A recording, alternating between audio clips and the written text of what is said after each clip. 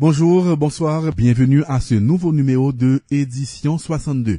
La séance en Assemblée nationale annoncée pour ce mardi 14 juin 2016 pour plancher sur la fin du mandat du président provisoire Josler Mprivert n'a pu se tenir faute de quorum. Il était 4 heures de l'après-midi. Les tractations se poursuivaient encore entre les blocs politiques pour essayer de dégager une majorité pour la tenue de cette séance en Assemblée nationale. Les candidats à la présidence ne se bousculent pas aux portes du BED de l'Ouest pour confirmer leur participation aux prochaines présidentielles. Il y a 6 jours, le Conseil électoral provisoire a lancé le processus de confirmation des candidats pour les élections présidentielles du 9 octobre. Jean-Hervé Charles du PENH et Maryse Narcisse de Famille Lavalas sont à date les 2 aspirants à la présidence ayant rempli cette formalité. Le parti Respect de Charles-Henri Becker a écrit au CEP pour annoncer son désistement à la reprise des présidentielles. L'information a été confirmée ce mardi par le porte-parole de l'institution électorale, Nicole Siméon. Comme vous le savez, depuis le 8 juin, le processus de confirmation a commencé et jusqu'à date, aujourd'hui 14 juin, nous avons la confirmation de 2 candidats. Il s'agit de Jean-Hervé Charles du PENH et de Maryse Narcisse de Famille Lavalas. Donc, il n'y a pas d'inquiétude de ce côté parce que selon ce que on a appris au BED de l'Ouest 1, c'est dans la coutume des candidats, disons, d'attendre les dernières minutes, les derniers jours pour venir s'inscrire. Donc, nous attendons toujours et nous réitérons l'invitation aux candidats à la présidentielle qui souhaitent participer à ces joutes à venir s'inscrire. Pour l'instant, nous avons un candidat, Charles-Henri Becker, qui a officiellement écrit au CEP. Il l'avait dit déjà à la rencontre avec les partis politiques pour la présentation du calendrier, qu'il ne souhaitait pas participer à ces élections. Il l'a confirmé par lettre formelle au CEP. Après, nous avons entendu d'autres candidats qui ont dit qu'ils ne souhaitaient pas participer, mais nous n'avons pas reçu de courrier ou de correspondance formelle de leur part. Donc, nous attendons encore. Et ce qu'il y a de nouveau, c'est qu'à partir d'hier, la liste pour l'inscription des électeurs est ouverte à l'ONI. Le porte-parole du CEP confirme la publication le week-end écoulé des résultats de 66 cartels municipaux qui faisaient l'objet de recours au niveau du bureau du contentieux électoral national. Toutefois, Nicole Siméon précise que les membres du CEP enquêtent actuellement sur 3 autres cas pour lesquels les arrêts du BCEN ont été rendus. Il s'agit des communes de Las Caobas, Croix-des-Bouquets et Charbonnières. Les résultats pour ces municipalités devraient être disponibles à la fin de cette semaine. Et réponse-nous à un rendez-vous hebdomadaire ça, que nous gagnons toutes les semaines. Et pour matin, nous voulons parler, Jean te voulu nous dans menu de publication résultats BCEN, mais aussi des autres activités en général du CEP dans le cadre du processus électoral 2016-2017. Donc pour commencer, vous avez reçu tous les copies des résultats des municipalités le 25 octobre 2015. Donc il y avait 69 cas en recours, 66 ont été publiés. Il y a 3 cas qui concernent les communes de Chardonnières, de Las Caobas et de Croix-des-Bouquets qui ne sont pas publiés. Ces cas sont soumis à des enquêtes administratives et sans pouvoir entrer dans les détails avec vous, pour ne pas nuire à l'enquête qui se fait sur le terrain, je peux vous dire que pour ces 3 communes, le contrôle de validité qui devait être opéré par le CEP selon l'article 172.1 du décret électoral n'a pas abouti. Du coup, le CEP, malgré le fait que le BCEN a rendu les arrêts, le CEP doit mener des enquêtes administratives pour avant de pouvoir donner les résultats pour ces 3 communes. Et je pense pouvoir vous dire que d'ici vendredi, nous serons en mesure de donner ces résultats. Le ministère de la Culture et de la Communication a réalisé ce mardi 14 juin 2016 dans les jardins du ministère une causerie avec le poète et romancier haïtien Mackenzie Orcel, considéré comme un ambassadeur d'Haïti à l'étranger de passage en Haïti. Le ministre de la Culture et de la Communication Marc-Aurèle Garcia a vanté les prouesses de l'écrivain à travers le monde et salué le progrès et les avancées réalisées dans le domaine de la littérature haïtienne. Il encourage les jeunes haïtiens à suivre l'exemple de Mackenzie Orcel. Suivons Marc-Aurèle Garcia. Son écrivain de la Kaino et son écrivain du monde.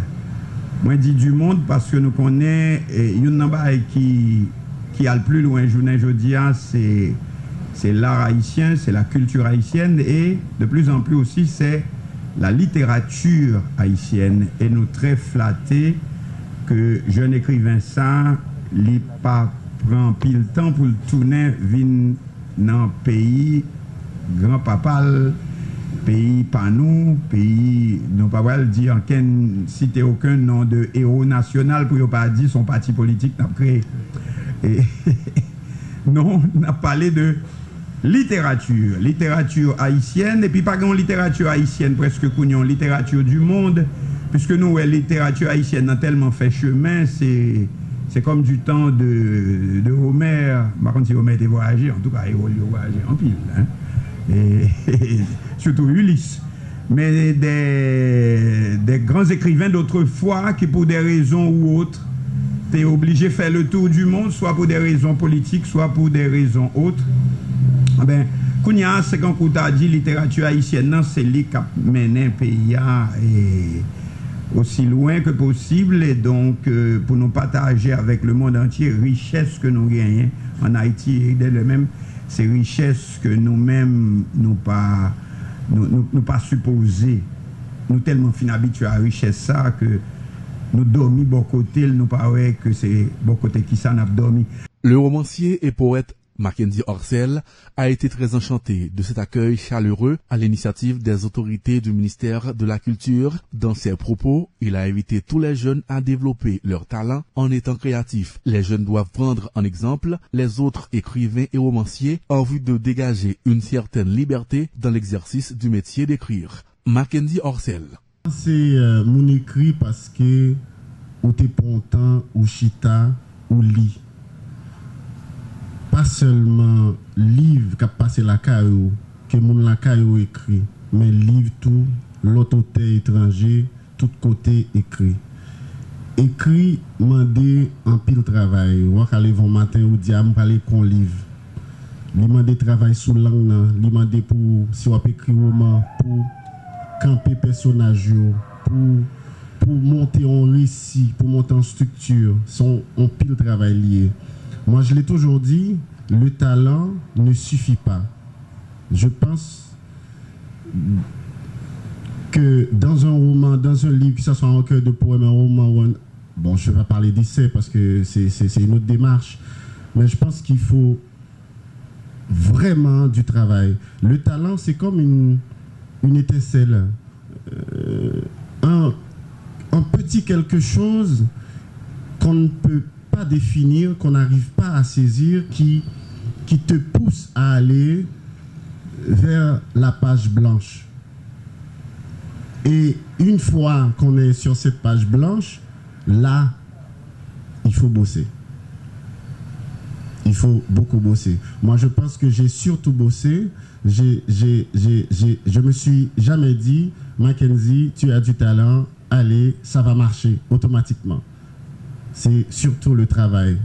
J'ai mis 4 ans à écrire L'ombre animale. Je l'ai commencé en 2011. J'ai passé 4 ans de ma vie à travailler ce livre tous les jours. J'ai essayé pas mal de choses, hein, parce qu'avant j'étais plus jeune et quand on est jeune, on se cherche, on se demande qu'est-ce que je vais pouvoir faire, qu'est-ce que je vais devenir, est-ce que je vais pouvoir m'offrir un avenir. Et pour d'autres, ça peut passer par un travail, l'enseignement, on peut devenir comptable, informaticien, c'est des domaines. Et moi, j'ai jamais aimé l'école, j'ai jamais aimé travailler sous la tutelle de notre, ce qu'on appelle le patron qui arrive, qui dit il faut faire ça, il faut faire ça, il faut pas faire ça. J'ai toujours rêvé de la route, partir, me laisser aller, découvrir le monde, d'autres cultures, donner libre cours à cette envie, ce rêve de liberté, ce rêve de croquer le monde. Et je pense que l'écriture m'a permis de réaliser ce rêve géographiquement parlant, physiquement parlant et aussi spirituellement.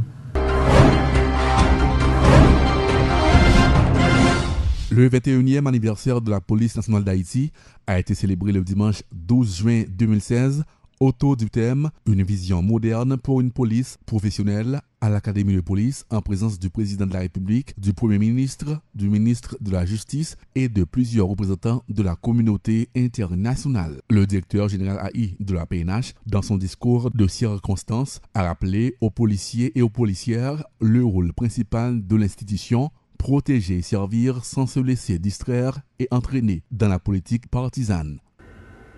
Le 12 juin 1995, c'est sur cette esplanade que la première cohorte d'aspirants policiers allait consacrer un événement nouveau dans ce pays.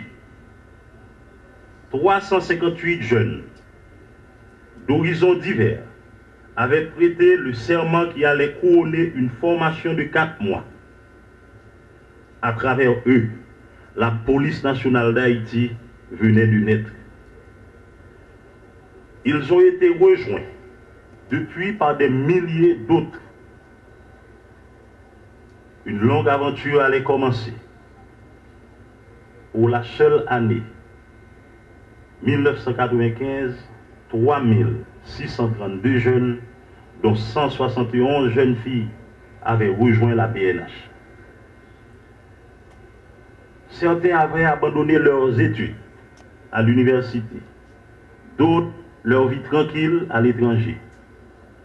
Des éléments venant d'autres secteurs, comme la police intérimaire, des jeunes formés à Regina ou à Guantanamo, allaient encore grossir le nombre. Ce qui porta l'effectif à 6432 en décembre 1995. Une institution qui venait de naître se renforce déjà pour une mission déjà définie à l'article 269-1 de la Constitution. Garantir l'ordre public et protéger la vie et les biens des citoyens. Une devise est connue, protéger et servir. Mesdames et messieurs, 21 ans plus tard, c'est au nom de ces pionniers, de tous les anciens, de tous les nouveaux membres de cette institution, et en mon nom propre, que je vous souhaite la plus cordiale bienvenue à la célébration de ce nouveau printemps d'une institution qui se construit et se renforce encore. Un anniversaire est toujours le moment de faire le bilan de sa vie. Mais avant tout bilan, tâchons d'être reconnaissants. Madame de Sévigné a écrit en 1671 « L'ingratitude attire les reproches, comme la reconnaissance attire de nouveaux bienfaits. » Un autre penseur parle de la reconnaissance comme la mémoire du cœur. Cette mémoire du cœur m'oblige, avant toute démarche narrative de repère historique ou de bilan partiel, à adresser mes vifs remerciements à la communauté internationale qui a porté sur les fonds baptismaux la police nationale d'Haïti en contribuant largement à la formation des premières promotions, en contribuant aujourd'hui encore à la professionnalisation et au renforcement de l'institution policière. Pour assurer une sécurité viable, stable et permanente de la population, il faut la mise en place des mesures de sécurité immédiate à court terme, mais aussi à long terme, déclare le ministre de la Justice, Maître Camille Edouard Junior. Il en a profité de ce 21e anniversaire de la PNH pour rappeler que la sécurité publique ne dépend pas uniquement de la PNH, mais aussi de la bonne marche de l'appareil judiciaire. La police arrête, la justice libère, il faut que cela cesse, qu'en est-il ? Mesdames et messieurs, mes propos ne vise nullement à faire un bilan des activités de la PNH. Le directeur général y vient d'en faire la démonstration. Je veux plutôt m'adresser à l'ensemble des membres du corps de police. Et pour cela, je veux rappeler la nécessité de travailler au renforcement des capacités d'intervention de la police nationale afin de lui permettre de faire face aux nouvelles formes de menaces et défis posés à la société haïtienne. Menaces et défis qui affectent la vie de nos concitoyens et plus directement, voire même celle des agents des forces de police. Ceci constitue une préoccupation majeure du gouvernement et du ministère de la Justice et de la Sécurité publique en particulier. Ces menaces dépassent la sphère des compétences traditionnelles d'intervention de la police nationale. Il est donc d'une impérieuse nécessité de travailler de concert avec l'Euro État-Major afin de doter la PNH de moyens adaptés à ces nouvelles formes de menaces. Ce qui passe nécessairement par le renforcement de nos services de renseignement, par la mise en place de systèmes de vidéosurveillance, par l'acquisition d'équipements appropriés et bien d'autres sujets qui seront abordés au moment opportun. Mesdames, Messieurs, pour assurer une sécurité viable et stable, permanente de la population, il faut la mise en place de mesures de sécurité immédiates certaines fois, à court terme, mais aussi à long terme. Cependant, au-delà du renforcement des capacités d'intervention de la PNH, nous devons également comprendre que la sécurité publique ne dépend pas uniquement de la police, mais également du bon fonctionnement de l'appareil judiciaire. Je veux que cesse désormais ce vieil adage, la police arrête, la justice libère. Mais cela passe aussi par une meilleure compréhension des actions de la police. Et j'invite les membres de la presse à continuer à parler à la population haïtienne sur le rôle impérieux de la PNH dans la protection des vies et des biens des Haïtiens dans ce pays. Ceci nécessite aussi la mise en place de politiques publiques prenant en compte le caractère multidimensionnel des questions de sécurité publique, qui passent nécessairement par une meilleure organisation des compagnies de sécurité. Et je veux aussi réitérer à tous les membres des forces de police, en qualité de ministre de la Justice et de la Sécurité publique, l'assurance de mon plein soutien dans cette lutte commune. Le président Jocelyn Privert, pour sa part, a rappelé aux agents de la PNH qu'ils étaient la fierté de la nation en matière de sécurité. Vos attentes sont parvenues au plus haut sommet de l'État et nous y travaillons tous les jours, a confié Jocelyn Privert, qui a exhorté les policiers à garder toujours une attitude professionnelle au-delà de leurs problèmes personnels. La police nationale d'Haïti, la seule institution régalienne du pays, appelée à assurer notre sécurité, célèbre aujourd'hui ses 21 ans d'existence. Dès sa création à date, la police nationale d'Haïti a connu des moments forts et aussi a traversé des moments faibles. Mais en toutes circonstances, elle est toujours au rendez-vous afin de nous permettre de dormir en paix la nuit et de circuler en toute sécurité dans les rues, honorant ainsi sa devise « protéger et servir ». Je profite de cette excellente occasion pour adresser mes félicitations au haut état-major de la PNH, aux agents ainsi qu'à tous les membres du personnel qui d'une manière ou d'une autre contribuent au quotidien à l'accomplissement de cette importante mission qu'est celle de protéger et servir la population. Mesdames et messieurs, au-delà des difficultés auxquelles les agents de la PNH font face, ils n'ont jamais failli à leur mission. S'il est vrai que l'État doit travailler au renforcement et à la professionnalisation de la police, nul ne peut prétexter ou voire ignorer la volonté inaliénable et indéfectible de nos agents quand à la fin de la journée, ils puissent avoir le sentiment du devoir accompli. Face aux grands défis tels que les attaques criminelles contre les installations de police, les enlèvements contre rançon, le trafic illicite de la drogue et les infractions de toutes sortes, les agents des différentes unités de la PNH n'ont jamais marchandé leur service d'assistance aux personnes et aux victimes. La police a fait de son mieux au long des années pour répondre de mieux en mieux à sa mission. Les agents de la PNH, responsables du maintien de l'ordre, dans un sens ou dans un autre, donnent le meilleur d'eux-mêmes pour assurer le respect des principes démocratiques, pour la protection ainsi que la défense des droits et libertés des gens, la tranquillité, la sécurité des vies et des biens, mieux encore pour garantir la paix dans la cité.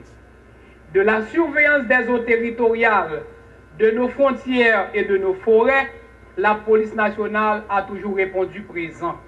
Mesdames et messieurs, à 21 ans d'existence, la police a atteint déjà l'âge de la maturité.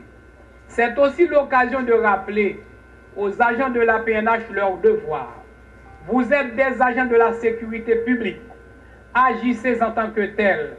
Au-delà de vos problèmes personnels, gardez toujours une attitude professionnelle, digne de l'uniforme que vous portez, digne de l'institution à laquelle vous appartenez. Vos attentes sont parvenues au plus haut sommet de l'État. Et nous y travaillons à longueur de journée à faire tout ce qui est possible pour qu'avec les maigres ressources de l'État, les réponses soient apportées aux problèmes que confrontent au jour le jour les agents de la police nationale. Voilà, c'est la fin de ce journal. Merci à vous tous qui l'avez suivi. Bonne suite de programmes sur la chaîne 62.